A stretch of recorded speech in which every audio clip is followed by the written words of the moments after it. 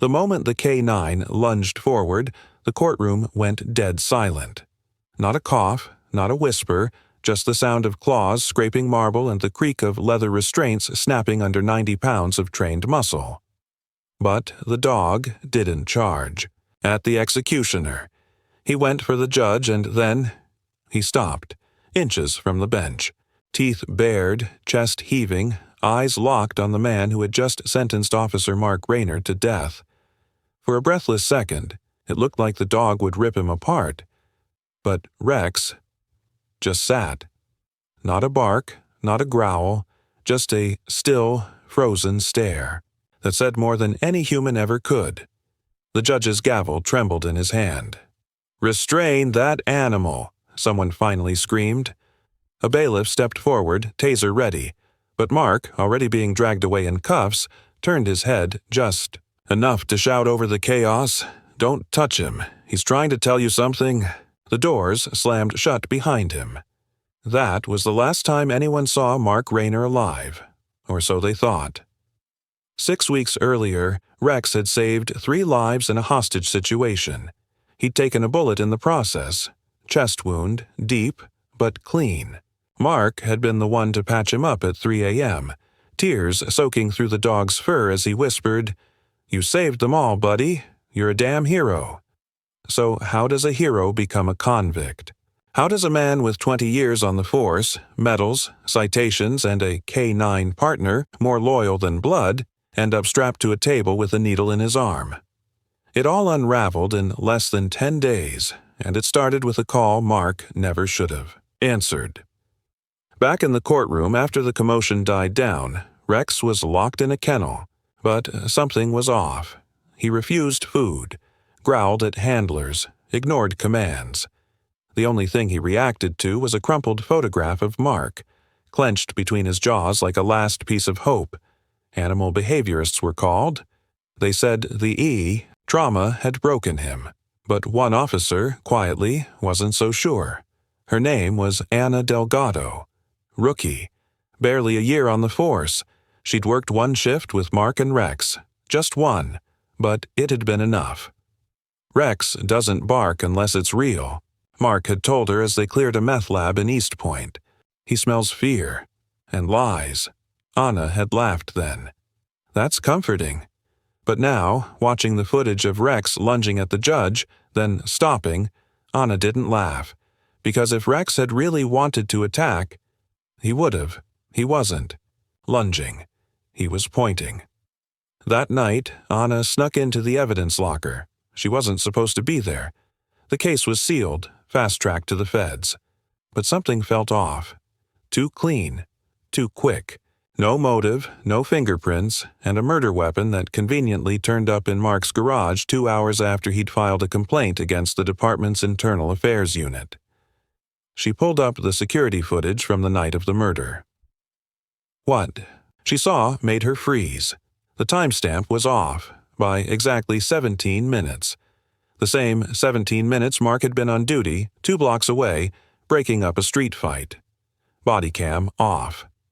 But Rex's GPS collar had logged every step. And according to that data, Mark and Rex weren't even near the crime scene. Anna stared at the glowing screen in the dark room, heart pounding.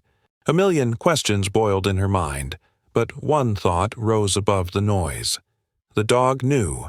Rex had known Mark was innocent, and no one had listened. But then, something even stranger surfaced. The GPS data wasn't just showing where they were. It showed where they stopped. At exactly 8:42 p.m., Rex's tracker pinged from inside an abandoned warehouse on Bridge Street. Mark's didn't. Only the dog had gone in, and he'd stayed there. For 7 minutes. Why? What was inside that building? And why hadn't Mark mentioned it in his report? Anna felt the ground shifting under her. Maybe Mark hadn't told the full truth either. Maybe Rex wasn't just pointing at the judge in anger. Maybe he was pointing in accusation. Anna closed the evidence file and turned to the holding cell. Rex sat quietly, staring at her with those same deep, unreadable eyes. She whispered, "What do you know, boy?" And for the first time since Mark's sentencing, Rex wagged his tail. Anna didn't sleep that night. Not really. She laid in bed with her phone clutched to her chest, replaying the footage over and over. The exact moment Rex lunged, then sat, eyes burning holes into the judge's soul. Dogs don't lie. Not trained canines like Rex. Their bodies speak louder than any testimony ever could. By sunrise, she was standing outside Mark Rayner's old house, the one they'd locked down after the arrest. It was supposed to be cleared and sealed. But the lock was loose, and Anna had a habit of following gut instincts even when they were technically against protocol. Inside, dust hung in the air like frozen time. The walls were stripped of any family photos. The couch cushions were gone, flipped during the search. But near the back bedroom, Anna found something they'd missed. It was a small wooden box hidden beneath a floorboard. Inside, papers, a flash, drive, and an old photograph of a woman and a toddler. Mark, much younger, smiling with eyes that looked like they hadn't learned how to fake it yet. The woman had dark hair. The boy, curly-headed, maybe 4 years old, was holding a toy police badge in one hand, and Rex, just a puppy then, sat curled at his feet. Anna felt her throat tighten. She hadn't known Mark had a family. He never talked about them. The flash. Drive held recordings, voice memos, not case files, personal notes, half whispers, late-night thoughts he hadn't meant for anyone to hear. She plugged it into her laptop. March 12th, 2:17 a.m. I'm starting to think the mistake wasn't reporting Jenkins. It was thinking the system would protect me. It's not broken. It's built like this. Rex, he knows something's wrong. He doesn't sleep anymore unless I do. Click. March 18th. My son. I don't even know if he remembers me. I send money, but Sarah won't let me talk to him. Maybe she's right. Maybe I am dangerous. I don't know who I am anymore. Click. March 25th. They came into the house. Not with a warrant, just came. Left something behind. Or maybe they took something, I can't tell. Rex found the gun before I did. Buried it in the backyard. I didn't know it was the murder weapon until the IA guy smiled at me like he'd already written the ending. Anna sat back in her chair, heart racing. Her instincts were screaming now. This wasn't just about corruption, it was a setup, and Rex had known from the start. Outside, a car pulled up. Anna peeked through the blinds. Black SUV, government plates. She grabbed the box and ducked out the back, vanishing into the alley before they knocked on the front door. Someone didn't want this found. By the time she made it to the precinct, she already knew what she had to do. Rex had to lead her to that warehouse. Whatever he found that night, whatever made him break protocol and disappear into the shadows for 7 minutes, it was the key. And if she was wrong, then at least she'd die trying to finish what Mark started. She walked into the K-9 unit's holding facility like she had a right to be there. She didn't. But the rookie badge still carried the illusion of obedience, and the old handler on duty never questioned it when she clipped the leash to Rex's collar and said, "Chief wants him transferred to medical." Rex didn't resist. He followed her down the hallway, quiet as always, but as soon as they stepped outside, he paused and looked back, like he knew this was the part where everything changed. "Take me there," Anna whispered. Rex didn't hesitate. He turned north toward Bridge Street, toward whatever truth had died with Officer Mark Rayner. Or maybe hadn't died at all. The warehouse on Bridge Street looked like every other forgotten structure in East Point. Graffiti-stained walls, shattered windows, and rusted doors that screamed when the wind pushed through. It was the kind of place you walked past without wondering who or what had been inside, but Rex pulled Anna toward it like a magnet. No hesitation, no sniffing, just a direct, focused pace, like he was retracing a memory etched into his bones. The chain-link fence surrounding. The property was half fallen. Anna ducked through a gap, and Rex slipped in behind her. They crossed the cracked asphalt, weaving between weeds and discarded metal. The silence was thick, almost deliberate. Rex stopped at a side door. It was padlocked. Anna glanced around. No cameras. No watchers, at least none she could see. She pulled a folding knife from her boot and jammed it into the rusted hasp. With a little pressure and a lot of luck, the lock snapped. The door creaked open an inch. Dust billowed out like it had been, holding its breath. Rex went in first. Inside, the warehouse was a skeleton of old storage shelves and rotting crates. Light filtered through the holes in the ceiling, casting broken beams on the floor. The air smelled of mold, old oil, and something else, faint but sharp, like copper. Rex led her to the back corner. There was nothing there, just a collapsed tarp and an old mattress folded in half. But Rex stood over it, staring.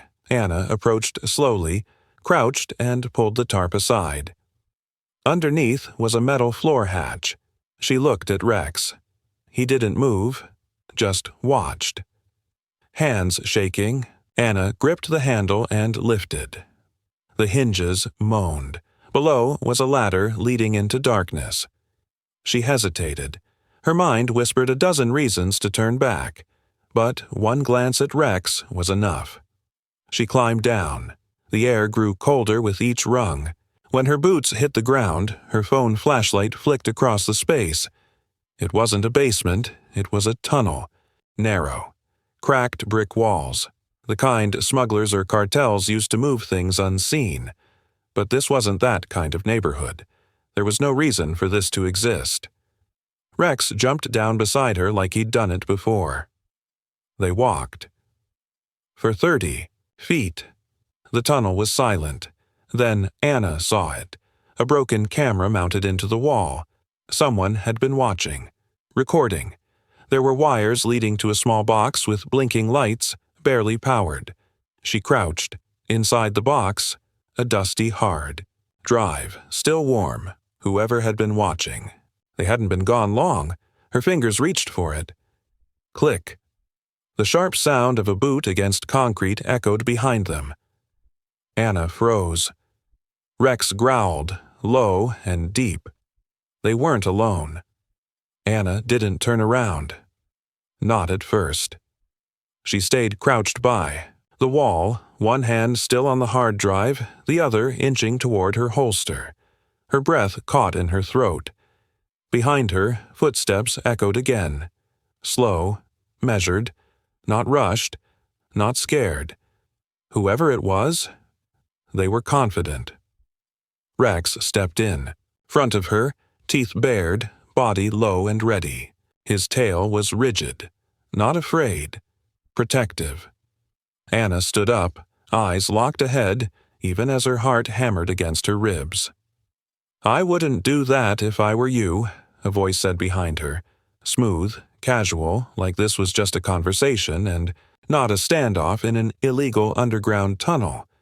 She turned. The man was older, wearing a suit that didn't quite fit the decay around him. Gray at the temples, dark gloves, a calm expression that unsettled her more than any weapon might have. He wasn't pointing a gun. He didn't need to. "You've gone far enough, Officer Delgado." Her hand hovered over her weapon. "Who are you?" "Doesn't matter." He took one slow step forward. "What matters is that you leave that hard drive where it is and walk out of here with the dog. No charges, no story. You just vanish," Rex snarled. Anna didn't blink. Why was Mark Rayner really executed? The man tilted his head. "He made a mistake. He thought exposing us would make him a hero. You framed him.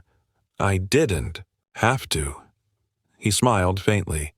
"All we had to do was let him speak, and let the right people hear the wrong parts." Anna felt her stomach drop. They hadn't needed to plant evidence. They'd twisted the truth until no one could see it anymore. Rex lunged forward one step. The man didn't flinch. "He knows," Anna said quietly, voice shaking. "The dog.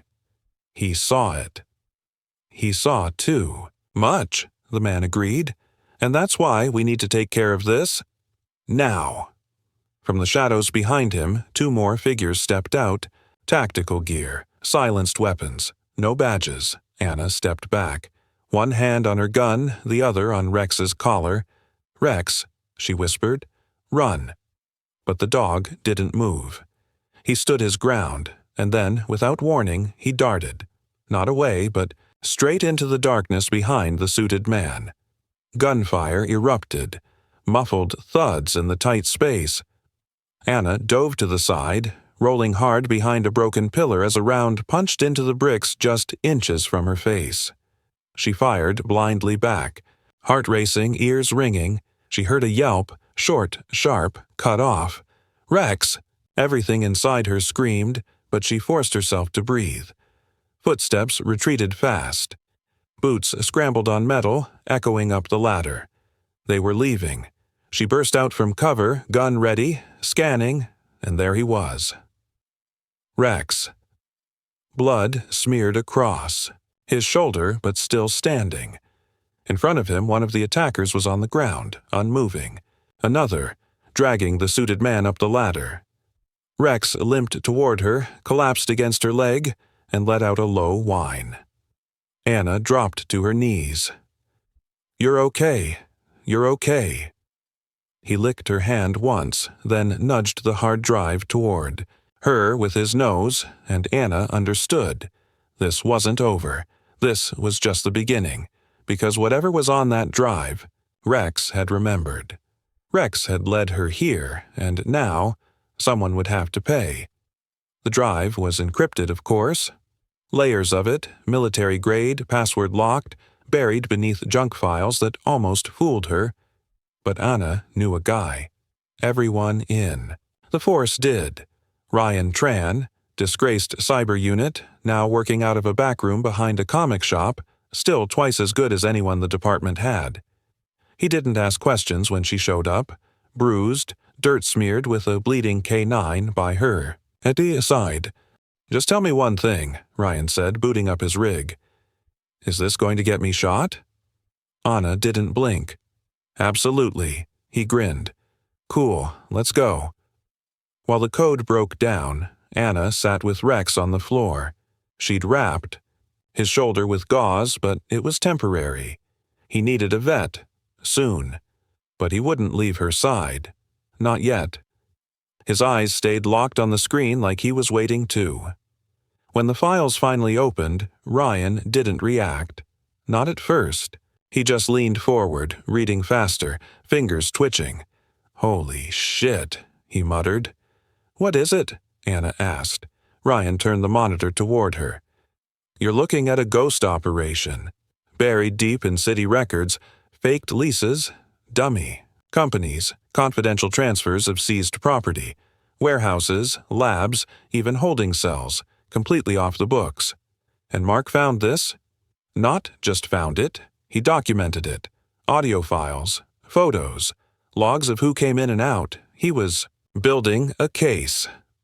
Anna scrolled through the list of names. Some she recognized. Internal affairs officers, city council members, a few judges.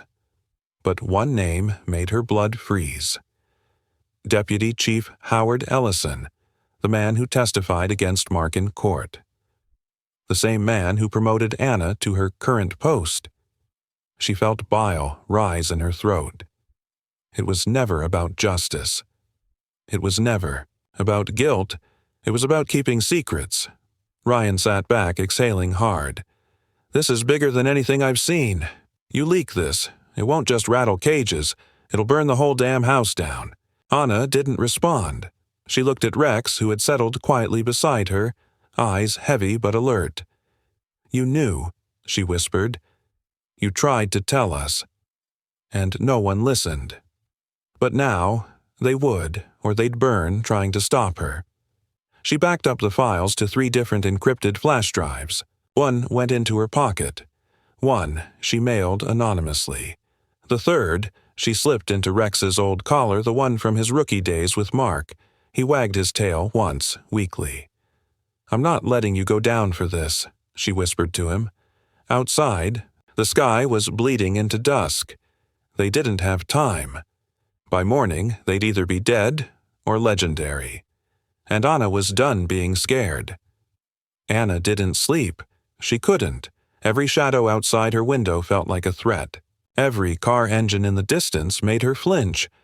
And through it all, Rex stayed beside her, his breathing labored but steady, ears twitching at every sound.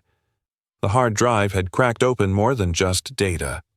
It had ripped apart the illusion she'd lived under for years, the department, the people she trusted, the man who mentored her, all part of a web, and Mark had been the warning shot no one noticed. By sunrise, she had a plan. Go public, but smart, not press, not some viral dump online that could be buried. She needed someone with teeth, someone who couldn't be bought or bullied. That meant Captain Isaacs. Retired, former internal affairs, once feared, now mostly forgotten. But Anna had heard whispers. He still had files, still watched, still cared. She made the call. No names, just coordinates, a park bench, noon.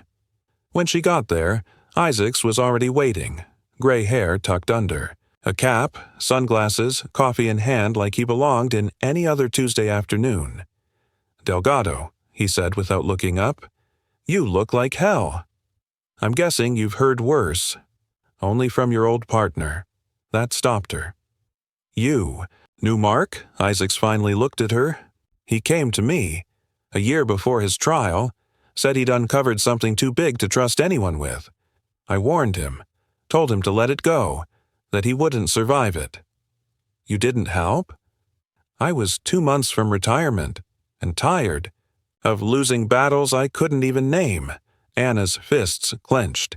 "You were right not to trust me then," Isaac said.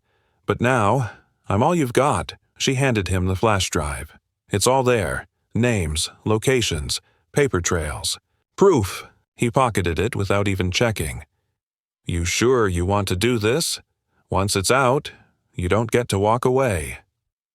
"I'm not trying to walk away," Anna said. "I'm trying to finish what Mark started." He nodded, slow and deliberate. "Then you'll need to be ready. They'll come for the dog first." Anna's stomach twisted. Why him? Because he remembers. And that scares them. She wanted to believe it was paranoia, but deep down she knew it was true. They didn't fear Anna. They feared Rex. That night, she slept in short bursts, one arm around Rex, the other clutching the gun under her pillow. At 2:43 a.m., the silence shattered. Not with a crash, not with yelling, just a soft click, like a latch being opened. Rex's ears shot up.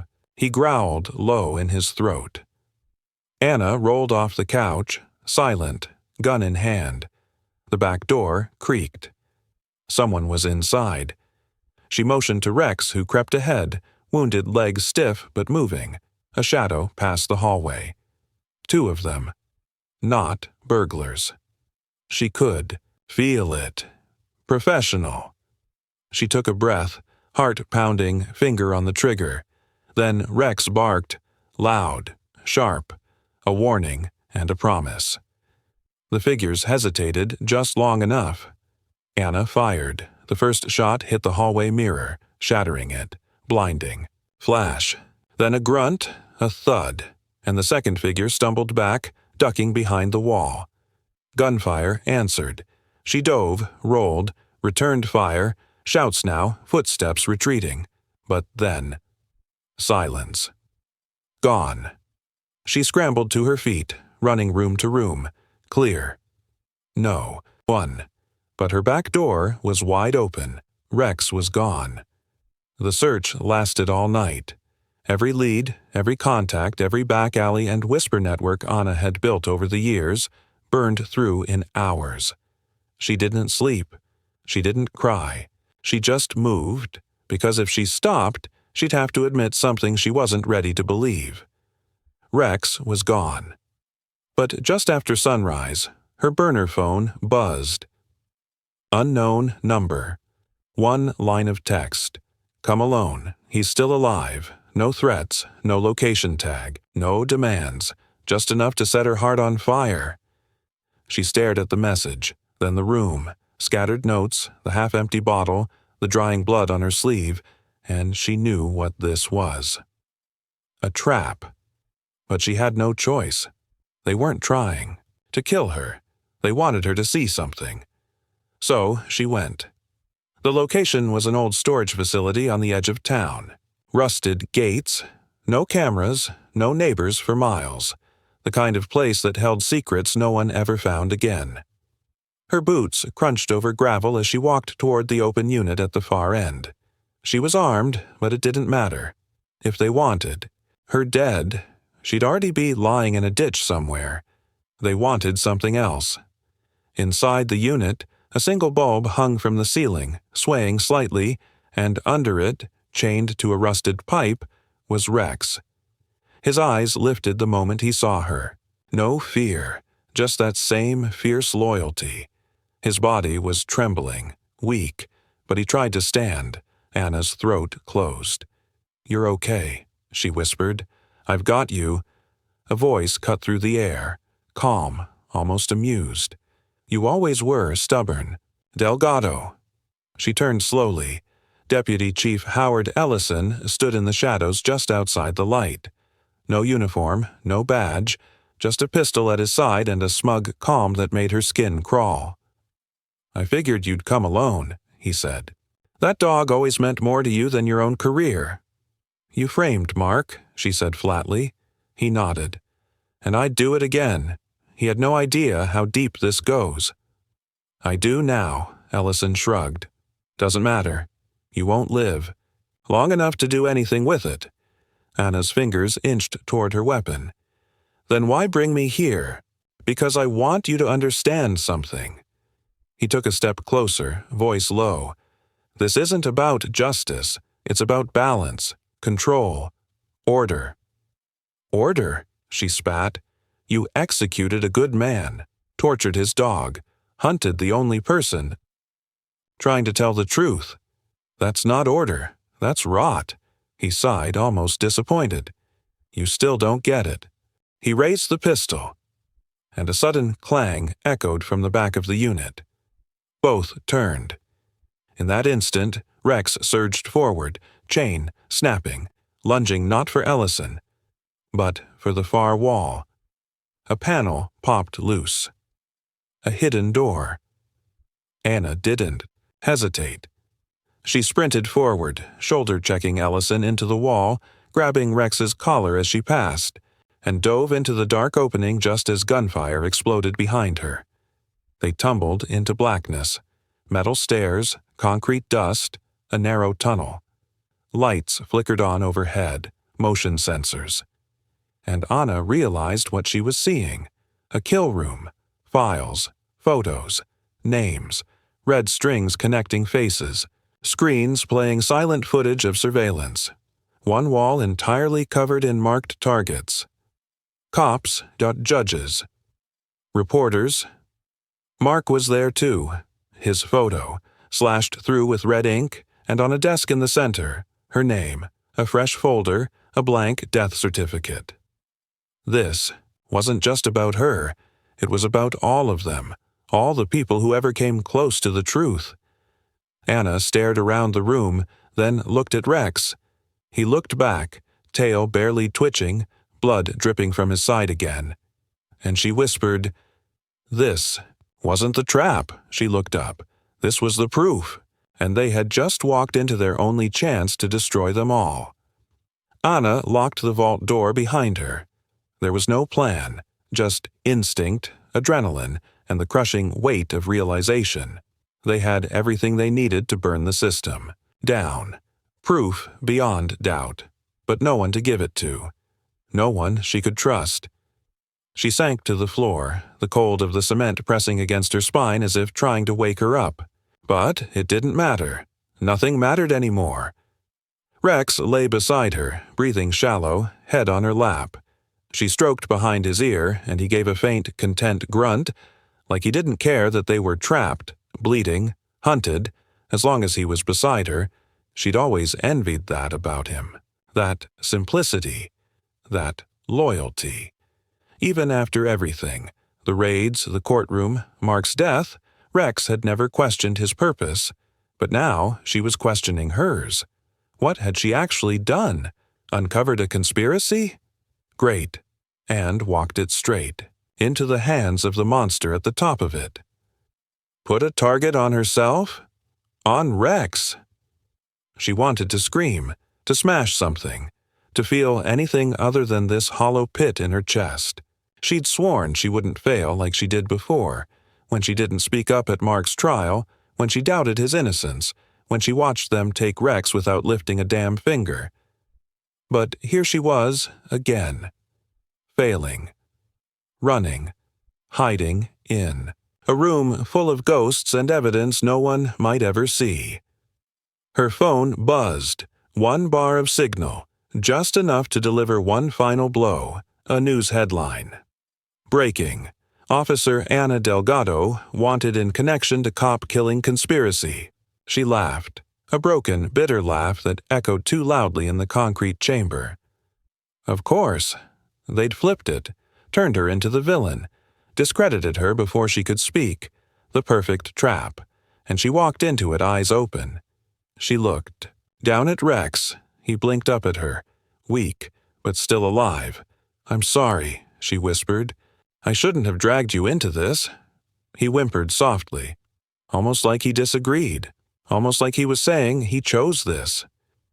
She reached into her pocket and pulled out the second flash drive, the one she hadn't used, the one still clean, and she stared at it, one last move, one last shot, if she could make it out alive, if he could. She wasn't sure she believed in miracles anymore. But maybe Rex did. The escape wasn't clean. It wasn't clever. It was pure chaos. Anna burst through a side tunnel exit into the woods, Rex stumbling beside her, the folder clenched under, one arm, pistol in the other. Somewhere behind them, voices echoed. Search teams combing the underground lair, already realizing what she had taken. She didn't look back, not once. The car she'd stashed days ago, an old sedan, plates swapped, still, waited under brush, exactly where she left it. She shoved Rex inside, wrapped his wounds with trembling hands, and hit the road without a word. The destination? A man named Felix Carr. Former NSA, now a paranoid hermit who ran an encrypted data leak server out of an RV in the desert. Mark had once mentioned him in passing. He's the guy you go to when you need the truth to outlive you. If anyone could help make this evidence immortal, it was Felix. By the time she reached the desert, the sun was high and unforgiving. She left Rex resting in the shade, covered with a wet cloth, and approached the rusting RV. She knocked once, then twice more. A panel on the door slid open. A familiar eye stared out. "I told Mark to stay dead," Felix said. "He didn't," Anna replied. "And now I need your help to make him live again." Felix let her in. Inside, wires and humming towers filled every inch of space. A digital cocoon of paranoia. The kind of place where the government couldn't reach, and where truth could be buried in plain sight. She handed over the folder, the drive, the photo evidence. She told him everything, every step, every name, every betrayal. Felix didn't blink once. When she was done, he only asked, "Are you sure you want it public?" Anna nodded. "Not just public, viral, unkillable." "Then you need a heartbeat. System, mirror servers, international drops, multiple timelines. It'll take a few hours. We don't have hours," he smiled grimly. "Then let's make it minutes." As Felix went to work, Anna stepped outside into the blinding light. Rex was still there, panting, alert. She knelt beside him. "Almost there, buddy." Then her phone buzzed. Unknown number. One video message. Her blood ran cold. She opened it.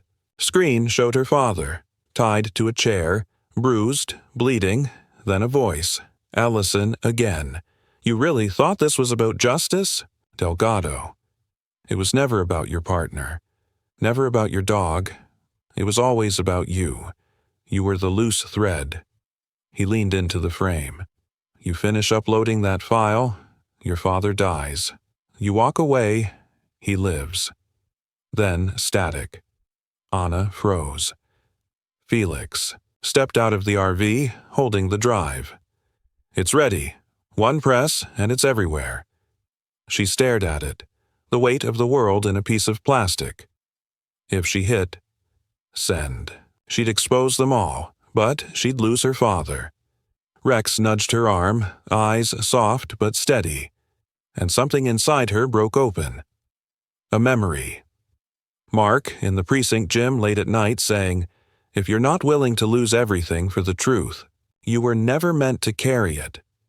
She stood slowly, tears in her eyes, pain in every breath, and she whispered, I'm sorry, Dad. She pressed the button. The upload bar blinked once, then twice. Completed. 100%. Within seconds, the files detonated. Across the internet, news outlets, whistleblower forums, encrypted blogs, even social media. The rot was no longer hidden. It was out in the daylight now, and no one could bury it again. Anna sank to her knees beside Rex, a numb mix of relief and grief washing over her. She had done it. Mark was vindicated. The machine exposed. Then, her. Phone rang. Same, unknown number. She almost didn't answer, but something told her to. She pressed the screen. No video this time. Just a voice. Not Ellison, not her father. A woman. Calm. Cold. You think this ends with him? The voice said. Ellison was just one branch. You've only cut off a limb. Anna froze. What are you talking about? Check the footage again. The man holding your father? Look closer next time. Click. The call dropped. Rex growled softly beside her, ears twitching. Anna slowly opened the video again, paused it, zoomed in. The man behind her father wasn't Ellison. It was someone else entirely. Face she hadn't seen in years, and then she remembered where. Her graduation day at the academy. That man had shaken her hand. He was wearing a federal badge. 3 days later, Anna stood outside the wreckage of what was once a hidden empire. The fallout was seismic. 4 high-ranking officials arrested. 2 judges resigned under pressure. 3 more vanished before warrants were issued. And Ellison, found dead in a riverbed. Execution style. No prints. No witnesses. No camera footage. Official story. Suicide. Anna didn't believe it for a second. The upload had sparked a media firestorm, but like all fires, it didn't burn forever. People moved on. News cycles shifted. Justice didn't fall neatly into place. The machine flinched, but it didn't break. She visited Mark's grave that morning, left Rex's old K9 badge beside it. The wind carried sand over the stone like it was trying to cover him again. But he was out there now, his truth no longer silenced. And maybe, just maybe, that was enough. For now, her father had been found, barely alive but breathing, dumped in front of a hospital with a cracked rib and a warning carved into his chest. Tell her to stop digging. But she wasn't stopping. She couldn't, because now she knew there was more. There was always more. Behind Ellison was something bigger, something that had touched her life long before she ever pinned on a badge. That handshake. On graduation day? That wasn't a coincidence. It was a mark, a warning, and maybe a curse. Rex sat beside her now, healing slowly. His eyes were tired but sharper than ever. They'd been through war together. They weren't soldiers anymore. They were something else. She looked down at him. They think we're done. He gave a low growl. Agreement. She smiled, then pulled out a clean burner phone and dialed. 1 ring. 2. Then, "You got something for us?" A voice she hadn't heard in a while. One she thought was gone. She answered, "No, you do, and we're ready to listen." Rex stood, ears alert, nose to the wind, and Anna walked into the dusk, not as a fugitive, but as a hunter. For a long time, Anna believed justice was something you delivered in a courtroom, with a badge, a gavel, or a confession. But now she understood.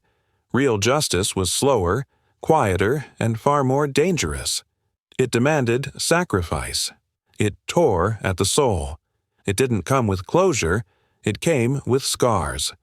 But as she walked forward, Rex limping faithfully at her side, she knew one thing with absolute clarity. They hadn't just survived, they'd changed the story. And sometimes that was the bravest thing anyone could do.